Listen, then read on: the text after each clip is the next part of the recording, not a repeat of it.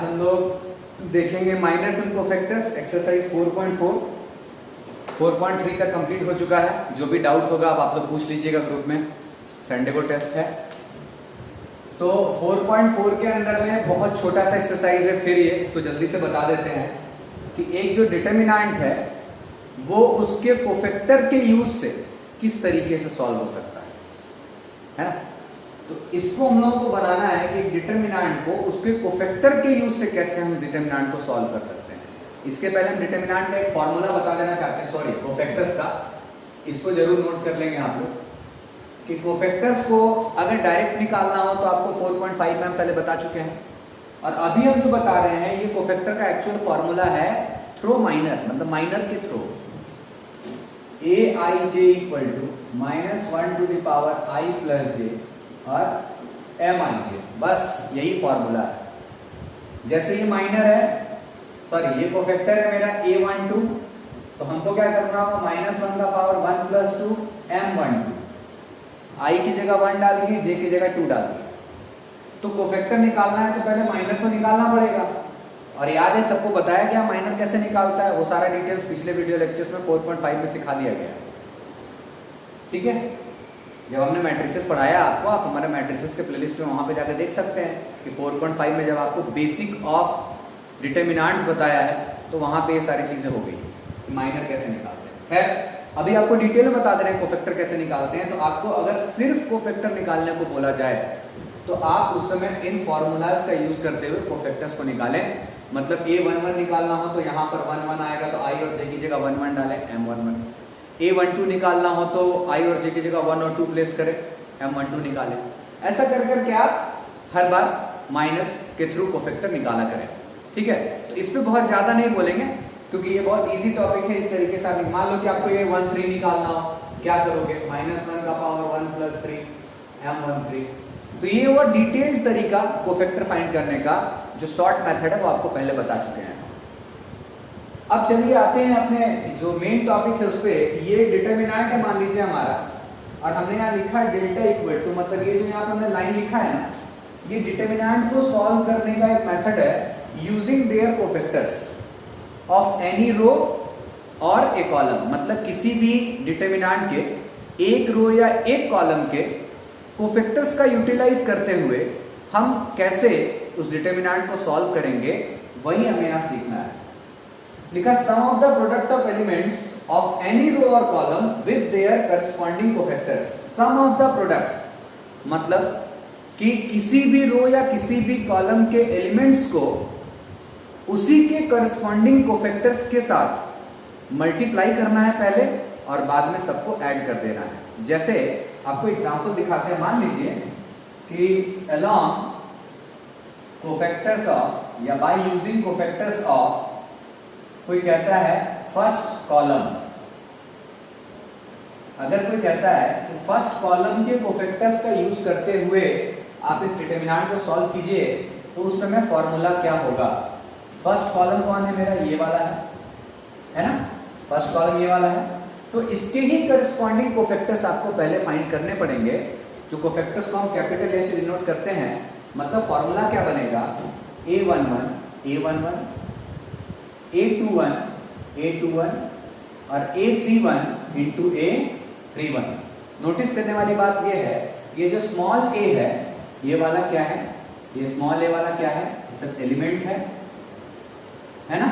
और ये जो कैपिटल A वाला a11 a21 और a31 है, ये क्या है, करस्पॉन्डिंग कोफैक्टर्स। नोटिस करने वाली बात है कि यहाँ a11 है तो यहाँ a11 है, यहाँ a21 है तो यहाँ पर a21 है, ये a31 है, यहाँ भी a31। मतलब वो थर्ड रो फर्स्ट कॉलम बंद करने के बाद जो कोफैक्टर निकलेगा उसको हम यहाँ पे डालेंगे। तो कोफैक्टर तो निकालना आता है ना आप लोगों को। तो ये है क्या, कोफैक्टर्स। इस तरीके से किसी भी रो या किसी भी कॉलम का यूज करते हुए, मतलब उसके कोफैक्टर्स का यूज करते हुए हम डिटर्मिनेंट को बहुत आसानी सॉल्व कर सकते हैं। जैसे मान लीजिए एक और एग्जांपल बताते हैं। सपोज बोलता है कि चलिए सेकेंड कॉलम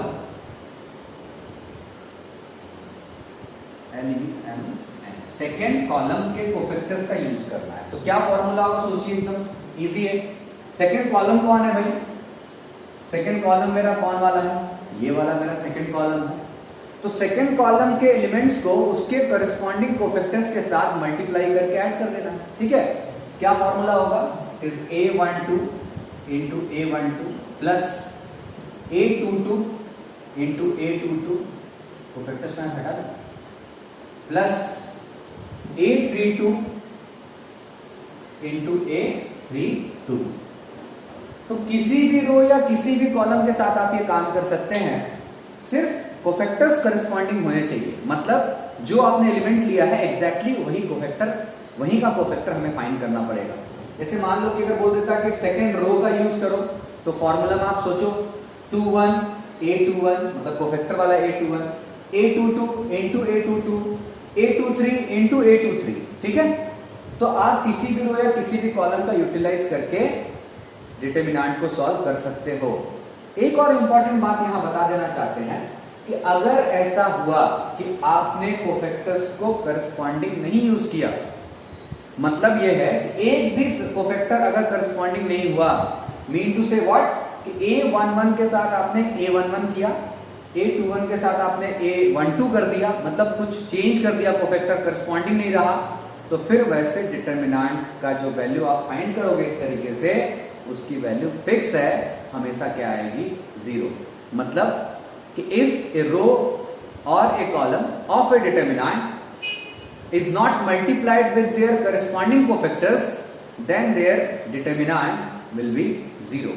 अगर डिटरमिनेंट के एक रो या एक कॉलम के एलिमेंट्स को आप उसके करस्पॉन्डिंग कोफैक्टर्स के साथ ऑपरेट नहीं करोगे, तब उस समय इस तरीके से अगर आप डिटरमिनेंट फाइंड करोगे तो वैल्यू कितनी आएगी, 0 आएगी। समझ पा रहे हैं? तो आज हमें इसी पर डिस्कस करना है, कोफैक्टर कैसे निकालते हैं डिटेल मेथड से, वो मैंने आपको यहाँ बता दिया। फिर उसके बाद मैं आपको बता रहा हूँ कि कैसे हम लोग अलग तरीके से भी डिटरमिनेंट को सॉल्व कर सकते हैं by using cofactors of any one row और ए कॉलम। आई होप कि आपको ये समझ में आ रहा होगा। तो चलिए जल्दी से इसका क्वेश्चन करते हैं। इसको पहले आप लोग नोट कर लीजिए, स्क्रीन पॉज करके।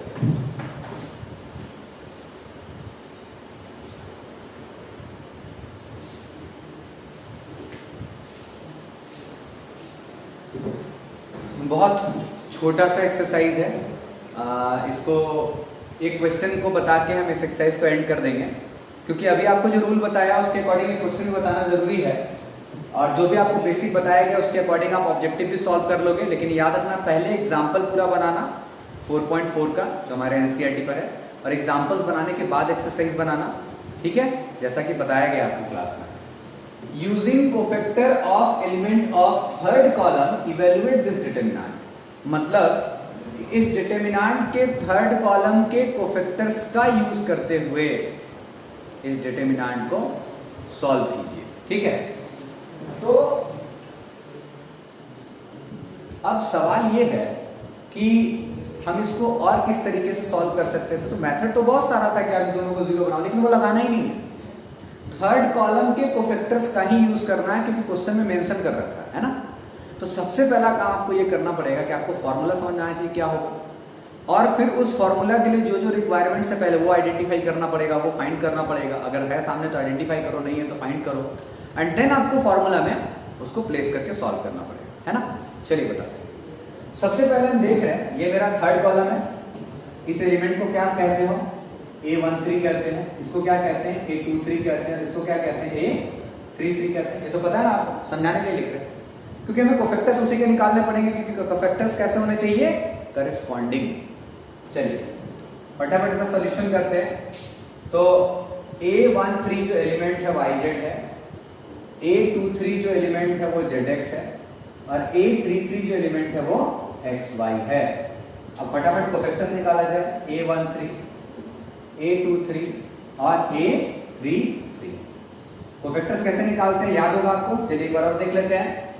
उतना डिटेल बनाने का कोफैक्टर जरूरत नहीं, क्योंकि अभी हमें डिटरमिनेंट सॉल्व करना है। जब डिटेल में सिर्फ कोफैक्टर बोलेगा तब आप ऐसे बनेंगे, जो आपको पहले सिखाया गया फॉर्मूला से।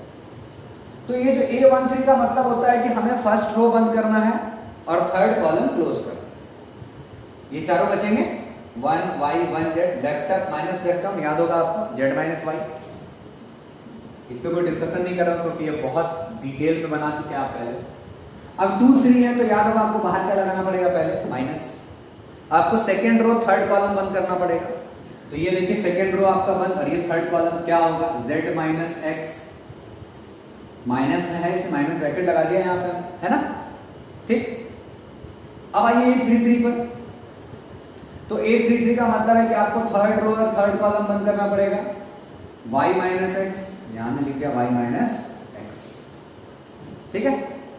फॉर्मूला क्या होगा, ना डेल्टा इक्वल टू क्या फॉर्मूला बनेगा, according to the cofactors of third column, ऐसा लिख सकते हैं कि according to the cofactors of third column delta equal to A13 into A13, A23 into A23 plus A33 into A33।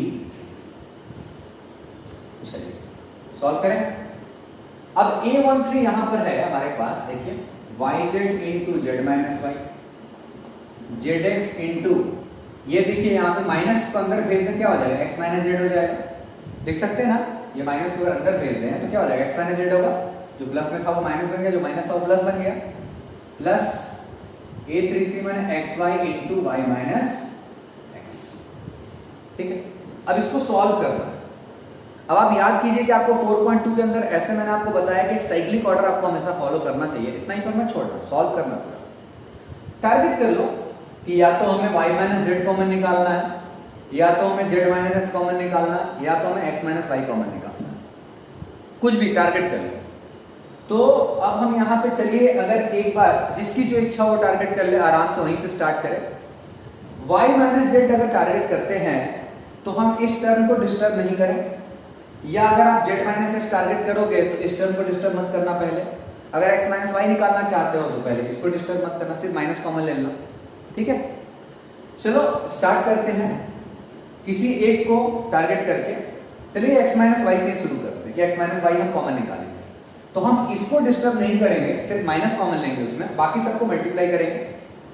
क्या होगा, Y Z square minus Y square Z plus Z X square minus Z square X, और यहाँ पर minus X Y into X minus Y, उसको as it is छोड़ा, सिर्फ minus common निकाला। अब इन चारों में हमको देखना है कि उन दो का पेयरिंग करना पड़ेगा जिनमें x माइनस वाई कॉमन आता हो, ठीक है। तो अगर हम इसको और इसको एक साथ लें, ठीक, क्या आ रहा दोनों में कॉमन, अब देखो x माइनस वाई आना चाहिए, तो हमें क्या करना पड़ेगा, z कॉमन ले लिया हमने, क्या बच गया x square minus Y square, ठीक है। अब ये वाला वाई जेड स्क्वायर और ये वाला जेड स्क्वायर एक्स मार्क कर दो क्या दूसरे तरफ से, चलिए ये वाला और ये वाला, इस दोनों में ऐसा क्या कॉमन लिया जाए कि x माइनस वाई के टर्म में कुछ बचता हुआ नजर आए, सोचिए इन दोनों में क्या कॉमन लिया जाए, तो माइनस जेड स्क्वायर, तो माइनस है तो ये प्लस में बदल गया, और ये प्लस है तो माइनस में कन्वर्ट, रेस्ट क्या है X Y into X minus. अब आप सब में से क्या कॉमन निकाल सकते हैं, x माइनस वाई कॉमन निकाल सकते हैं, क्या बच रहा है देखिए, z into X plus Y बच रहा है, कैसे x प्लस वाई बचा, A square minus B square है, ए माइनस बी बाहर आ गया, क्या बचा, ए प्लस बी, है ना। इसके बाद यहाँ क्या बचा, माइनस जेड स्क्वायर, और क्या बचा, माइनस एक्स वाई। अब इस ब्रैकेट को पूरा ओपन कीजिए, x माइनस वाई कॉमन निकल चुका है, तो अगला टारगेट y माइनस जेड को बना लीजिए, उसको बना के दिखाता हूँ आपको। क्वेश्चन हटा दो यहाँ से, एक बार आप लोग स्क्रीनशॉट ले लो, पहले मैं हटाता हूँ।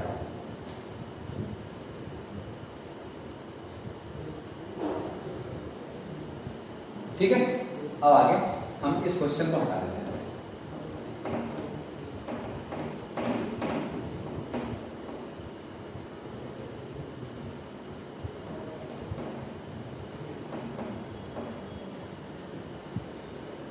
तो आगे प्रोसीड किया जाए, क्या है हमारे पास, x माइनस वाई, अंदर मल्टीप्लाई कीजिए, Z X plus Y Z minus Z square minus X Y.